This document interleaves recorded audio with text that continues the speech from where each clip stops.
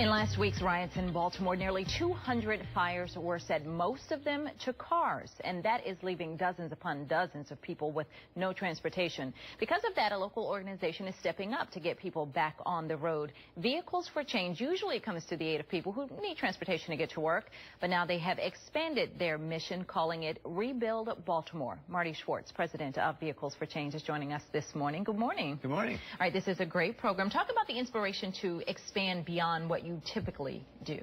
Well, it really came from a call that we got last week from a single mom who had a 3-year-old daughter who has Down syndrome. And she couldn't get her daughter to the medical appointments that she needed to get because her car had been burned in the events of Monday. So we felt like that this was an opportunity. Typically, we want the cars to be used to get families to and from employment. And we thought, well, with what went on, there's going to be a lot of people that were really impacted by the events of a few folks who kind of got out of control. So we really felt like it was important for us to be part of that rebuild cycle. And so what is your goal for this, for Rebuild Baltimore? We'd really like to do as many as 50 cars. There were 140 cars that were burned out, but it's not just the cars that were burned out.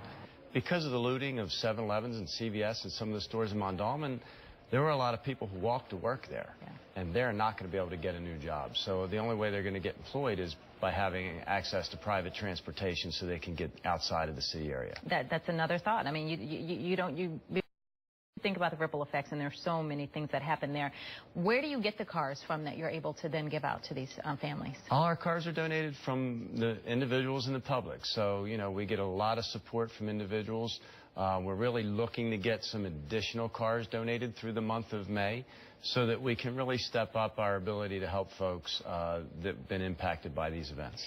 And in addition to the cars, you also need monetary donations, I would guess, for all of the things that come with getting the cars on the road once you actually even have the vehicle. Yes, we do. And so if people could help us on that side, because, you know, not everybody has a car. Very few people have a car that they're ready to donate, even if they want to.